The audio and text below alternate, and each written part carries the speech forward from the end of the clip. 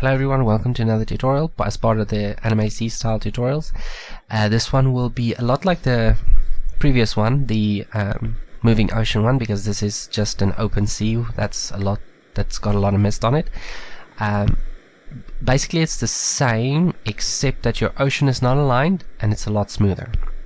So without further ado, let's get started. Firstly, go into your world settings, make sure your colors are fine, but make sure blend and real sky are ticked. Environment lighting has to be on 0.250. Go into your textures. Let's make it cloudy, just flat cloudy, with a horizon texture over it, otherwise it's not going to work right. So let's add our clouds first. Select clouds, view it as the world. Definitely need these. And we need to take blend off, turn horizon on, send it up and send it down, and make that global. That's excellent. Add a lot of depth. It's just not the right color, so let's adjust it slightly with a little bit of saturation towards the blue side with a little bit of a value. Not a lot.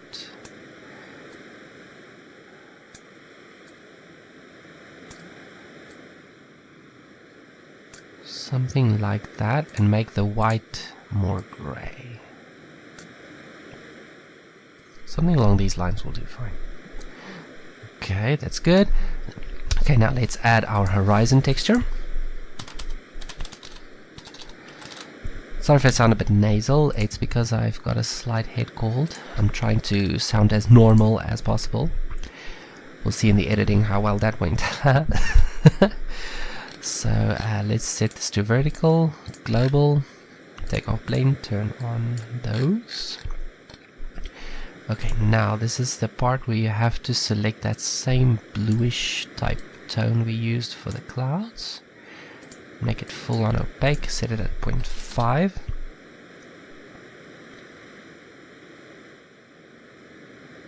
Let's just take it back a little bit, not exactly 0.5. Put it on ease. Make this white color exactly the same, just up the value. And make it transparent. That looks awesome. That looks better than what I had in the test. Haha, I didn't even add clouds. This is just great. This is awesome. Hope you guys are excited about this as I am. Let's see what it looks like in the camera. I think we have to resize our clouds. Not really. Mist doesn't really have all that much definition. Okay, cool. Now let's add our ocean. Add a plane. Oh, let's unwrap it. Good.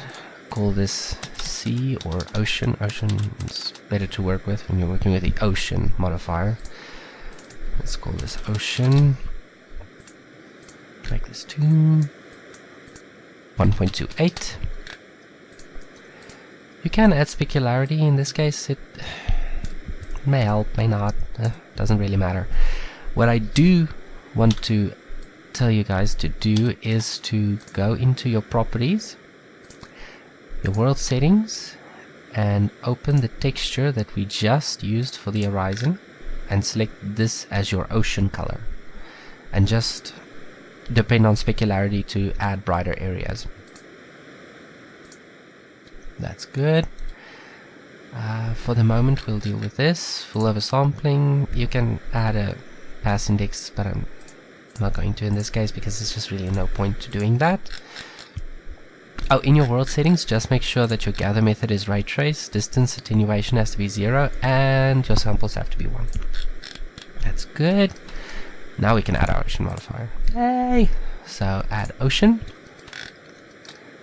That looks cool. We just need to give it a little bit more resolution. So let's go 12. Let's change our size. No, that size has to stay. Oh, here we go. Wind noise, make it about 5. Now just to see what we're dealing with, we have to actually animate our modifier. So set that insert keyframe. Just want to set this to 30 frames per second. That's cool. We animate our, set this at 250 after making your frame rate 30. I'm making it 30 for the sake of the recording of the tutorial and the frame rate that will be in.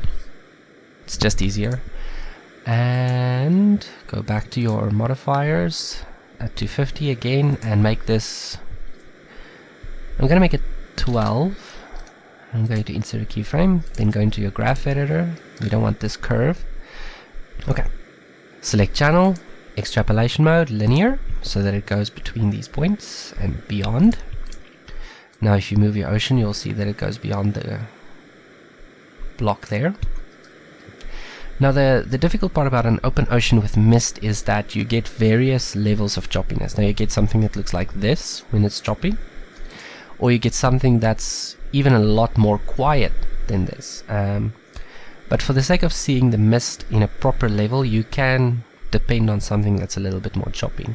If you want to reduce the scale of this in terms of its vertical scale, you can just adjust this option right here to go 0.5 or something along those lines, which I think is a little bit more appropriate. But since we're working with a style that is realistically exaggerated, try saying that fast, we can make it 1.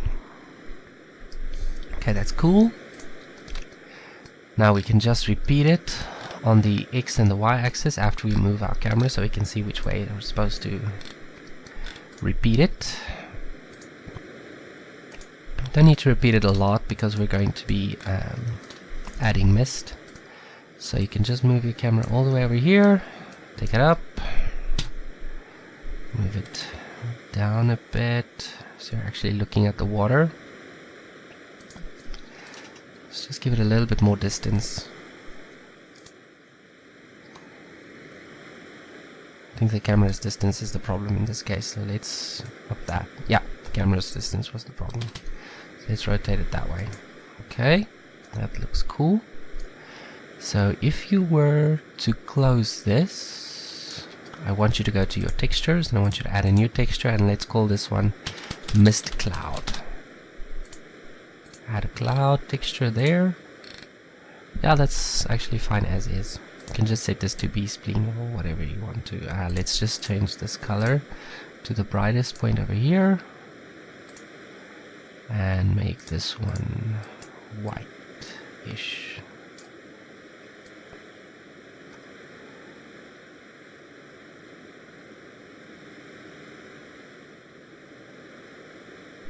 The mist is never a solid color, it's always a tinted color, depending on the environment. Sometimes it's a slight green, sometimes it's a slight blue, sometimes it's a yellowish color, depending on if it's like a sunrise and the sun is shining through the mist. It really depends on the environment that it's in. Sometimes it just looks like steam. Okay, so with that done, if you want to, you can add a little foam. I suggest we do that, so let's say 0.25. That's the value I always use. Now you can add a new texture, call this Ocean Foam. Select your ocean texture, there we go. Now this is why I changed it to ocean. See, ocean and foam. Now this is obviously way too intense for a sea this calm. So what you can do is you can just set it constant and just give it a little something, just so it's visible, something along these lines. So if you were to render this right now, you will see this. It's not very appealing, is it? No, it's not. So what we need to do is we need to give it some color variation. We do this by adding a blend texture to it. Let's just add it underneath the foam instead of over it. So let's call this color variation. Now this color variation is based on depth, or height, if you will. So set it to ramp. Okay, that's good. That has to be opaque. Set it to vertical. Set this to generated and go Y, Z, and Z. Now if you were to look at this little section over here, you will see that there is a massive difference. See, the highest is white, the lowest is dark. So you can set this to overlay, and there we have a little definition. So you can save that, and you can render this out again if you want to, but I suggest taking down the sun a notch by about 0.5 and give it a slight grayish blue color, fairly dark, and you can up your environment lighting to about 0.8. Let's use 0.8. Okay, now let's look at that. Better. Let's just adjust that variation texture we added so that the black is not as intense.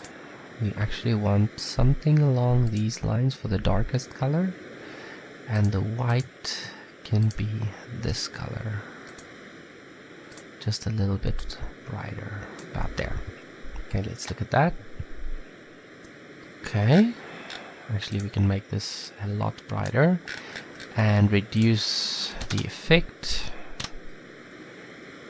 That's a little better. Okay, I am really liking that. So let's add our mist. So go into your render layer settings. These should be ticked by default. If not, then just tick it. And go into your node editor after you have cleared everything that's not part of your necessary stuff. You can just quickly render this again. So you have the Z-Pass. That's good. Go into the node editor. And now we can add our Z-Pass. But first we need to make it visible. If you just take it as it is, let me show you what it does. This. And you don't want to use normalize on this. If you use normalize on this and your camera moves, your normalization changes. So this is the most stable way I know to work with the Z-Pass. So go 0.998 and stick that into the viewer node. So you can see we have a decent mist mask, if you will. So you can clamp that up if you want to. Add another color, a color ramp, not another one. We haven't added one here. So used to using color ramps, I'm starting to say you can add another one. Let's just take this down so we have an almost opaque color at the back, and that's nice. Now this will form our mist mask, our final mist mask. So now if you stick this in here, you have a lot more of a misty effect over the ocean. Let's just strengthen this out a bit, make that stronger. That looks cool.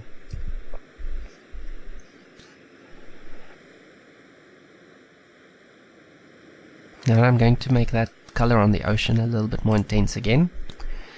It's just not getting the kind of result that I was really hoping for with the brighter color over here. So I'm just going to reduce the saturation a bit and see what that looks like. Yeah, I think we're sticking with this. So if you go back, I actually want to activate B-spleen. Or spline, or whatever you want to, however you want to pronounce it. Let's add another white one over here, approximately there, and let's add another black one over there, just so we have a bit of a stronger transition, not too far. This one has to move a little over this way.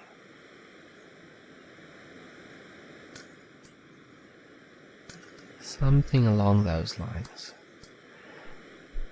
Okay, that's cool. And if you want to, you can actually just leave it at this if you're happy with it.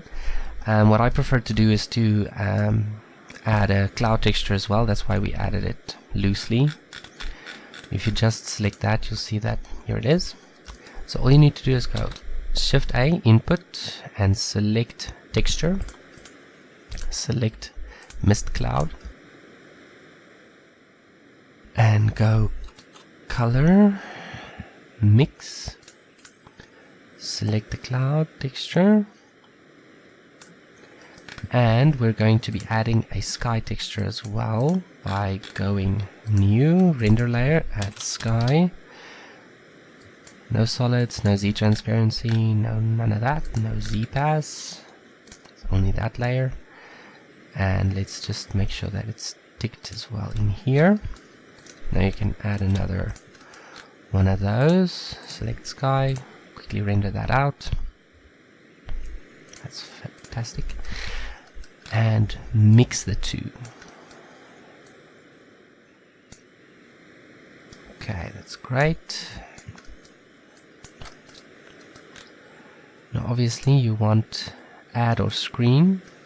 I think we'll be using screen.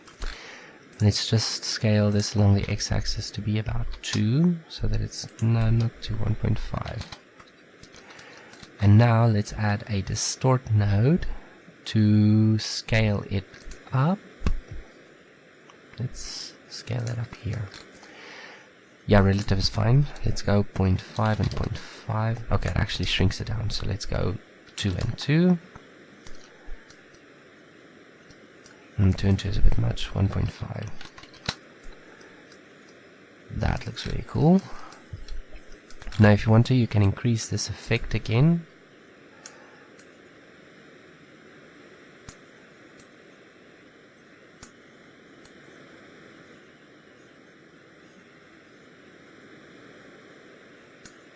Not too far. Something along those lines.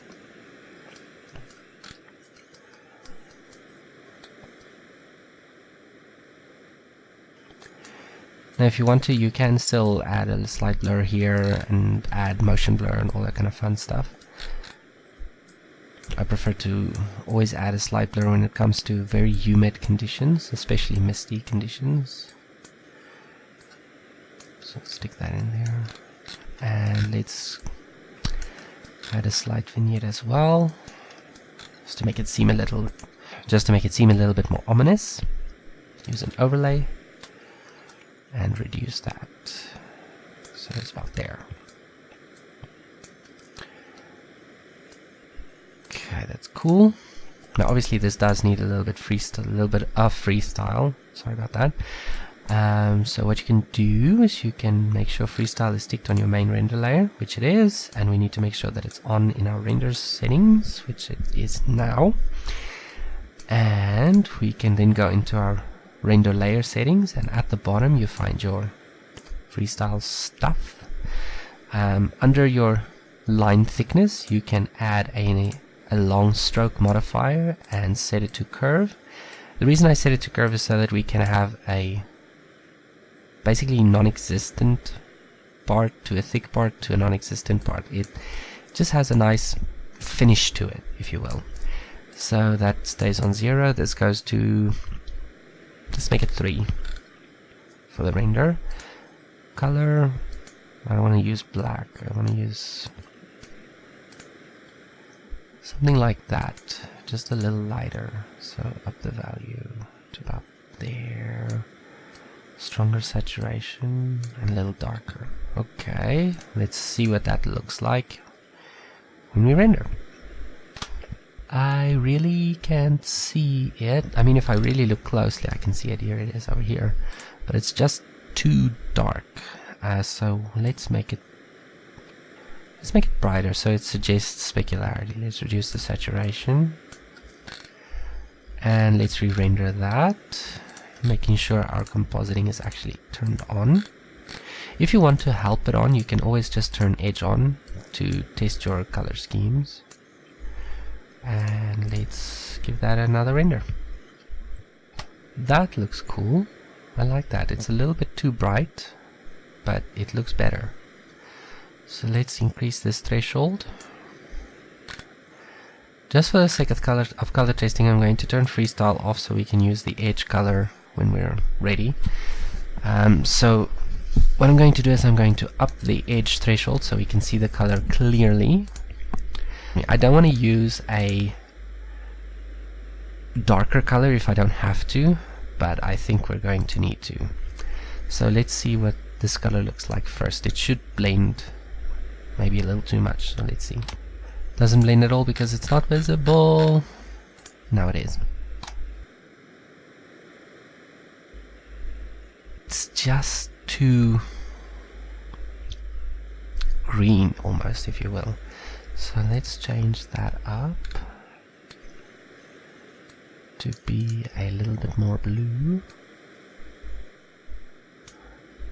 Let's increase the saturation slightly and slightly up the value.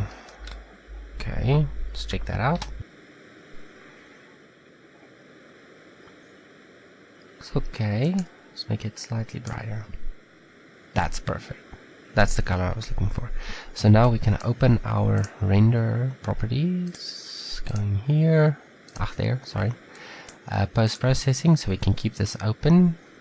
Take freestyle again, go to your freestyle settings, and simply drag this color over here. Oh wait, let's turn that off first. Okay. Hit save and hit render. That looks cool. I'm going to turn the edge back on because it gives us a little bit of a stronger look. And I'm also going to turn down the foam because it's way too bright for an ocean this calm. So go material, select the foam, and let's select screen and reduce it to about 0.5, or use overlay, making this a 0.5 value so that it doesn't making this a 0.5 value so it doesn't mess with the color of the sea. And I'm going to turn freestyle off for the sake of speed, and I'm going to go back into the foam, put this on 1. Let's try it now. A lot more like it, but I think it's a little too blue, so let's use add instead and reduce it to about 0.2. Almost there. Take it down a little bit more.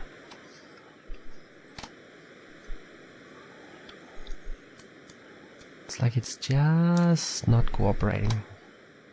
Yeah, I'm happy with this. Let's stick with this. Okay, so freestyle back on. And now you can render this out and you should be pretty happy with your results, I have to say. So I want to actually see something. Let's see what happens if I turn off color variation. Actually, you know what? Let's keep it this way. Let's delete the color variation. I think it looks better this way. Since we have the Misty effect, we have the definition that we need. We have the color variation, so I think we should stick with it as is. So hit save. And what I am going to do though is I am going to animate the mist a little bit because it has to move. So what you can do is you can simply adjust it here on the offset. See, there's a node called time, which goes for the frames, and you can use a math node under your converters to divide.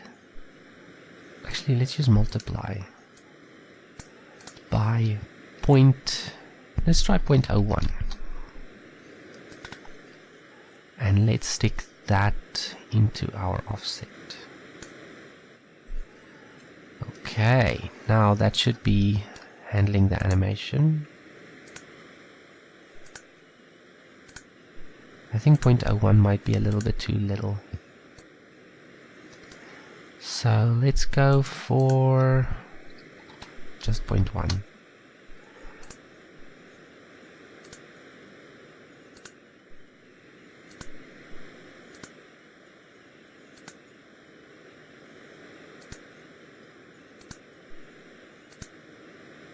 Yeah, 0.1 is good. It's a very slow moving mist, but it's a mist moving nonetheless.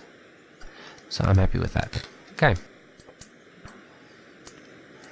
That's easy, then we don't have to keyframe things. Okay, so that is it for our Misty Ocean.